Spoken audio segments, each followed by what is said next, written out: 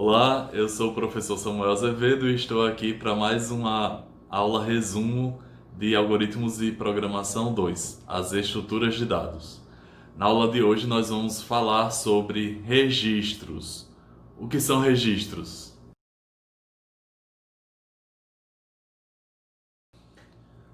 Com o uso de registros, a gente consegue construir as estruturas de dados heterogêneas, ou seja, estruturas de dados em que juntam vários tipos de dados diferentes dentro do mesmo elemento, dentro da mesma unidade de dados. Por exemplo, eu posso pegar os dados de uma pessoa, nome, idade, CPF, o salário, e colocar tudo isso dentro de um único elemento que a gente junta graças aos structs, graças aos registros.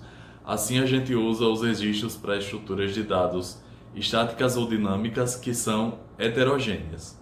Na aula de hoje a gente vai se concentrar nos registros para as estruturas de dados estáticas. Os registros, que em C são os structs, são essas estruturas que a gente consegue agrupar vários dados em um único elemento. Assim a gente consegue também criar um novo tipo de variável. Então, toda vez que eu vou trabalhar com um registro, eu uso o modelo do registro que eu criei como se fosse o tipo das variáveis que eu vou criar para armazenar os dados. Eles são usados tanto nas estruturas de dados heterogêneas estáticas quanto nas estruturas de dados heterogêneas dinâmicas. No caso das estáticas, a gente tem o uso de vetores ou matrizes de registro. No caso das dinâmicas, a gente tem as pilhas, as filas e as árvores que usam ponteiros de registros. Em resumo, os registros são basicamente conjuntos de dados logicamente correlacionados, mas de tipos diferentes, como por exemplo inteiro, float, string, vetor de caracteres, dados lógicos, qualquer conjunto de dados que vocês consigam pensar. Os elementos de um registro são chamados de campos. Por exemplo, tem a tabela que eu acabei de mostrar que tem o campo nome, o campo idade e o campo salário. Cada um deles tem o seu próprio tipo também.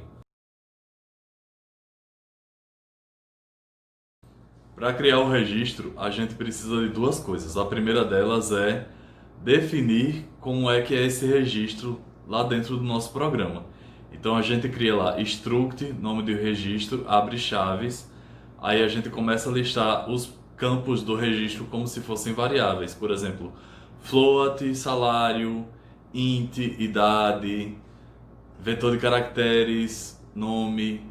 Então a gente cria esses campos, aí fecha chaves e põe ponto e vírgula.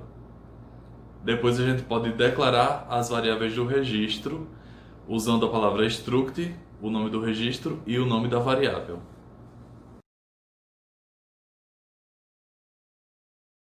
E como fazer o acesso dos campos de uma variável do tipo registro? É muito fácil. Basta você colocar o nome da variável, ponto, o nome do campo, e aí vocês conseguem usar os campos todinhos do registro do mesmo jeito que vocês usam qualquer variável. Por exemplo, se eu tiver um registro que tem o campo nome e uma variável chamada f, eu posso fazer f.nome e assim eu consigo acessar os dados desse campo nome dessa variável f, tanto para imprimir quanto para fazer leitura de dados ou atribuição. A gente também pode criar vetores de registros, né, de uma maneira bem simples, eu acabei de mostrar na imagem anterior. É só colocar struct, nome do registro, o nome da variável, abre e fecha colchetes, o tamanho do nosso vetor de registros. Então essa variável vai ser um vetor de um número X de elementos desse tipo registro.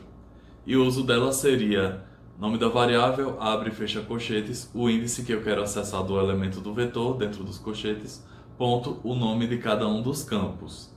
Parece meio confuso talvez, mas eu vou também ilustrar com um exemplo de código a seguir. Então, gente, nesse código que está ilustrado aí na tela, vocês estão vendo as duas primeiras linhas, as bibliotecas stdio e string, né? A primeira biblioteca para fazer a leitura escrita e a segunda para trabalhar com strings. As quatro linhas seguintes tratam da definição da estrutura do registro pessoa. Então, struct pessoa é o nome do registro, as duas linhas de dentro das chaves são os dois campos da estrutura pessoa. Vocês podem ver que a estrutura pessoa tem os campos nome e idade. Nome é do tipo vetor de caracteres, de 50 caracteres, que é uma string, e idade é do tipo inteiro. Já dentro da função main, nós começamos definindo a variável p, que é do tipo vetor do struct pessoa. P é um vetor de dois elementos. Na linha 10 vocês veem strcpy, aí dentro dessa função strcpy que atribui uma string a uma variável, está acontecendo a atribuição da palavra Jesus para o campo p no índice 0.nome. Então o vetor p na posição 0 dentro do campo nome vai receber o valor Jesus, nessa linha 10. A linha 11 está atribuindo a idade 18 ao vetor p na posição 0. Se vocês observarem, as linhas 12 e 13 são a repetição das linhas 10 e 11, só que agora para a posição 1 do vetor, que é o segundo elemento desse vetor p.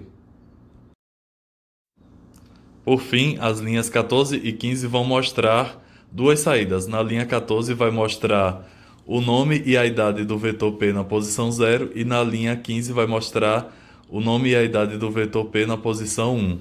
E aí o programa termina com retorno 0.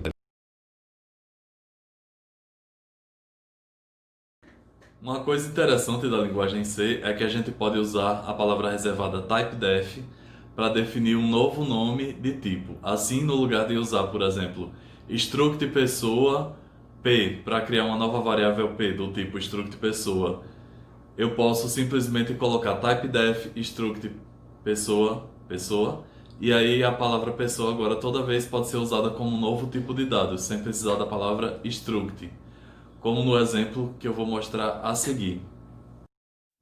Então, se vocês observarem o código das linhas de 4 a 7, eu estou definindo o struct pessoa, com P maiúsculo, e lá no finalzinho, depois do fecha-chaves, eu estou colocando pessoa com P minúsculo.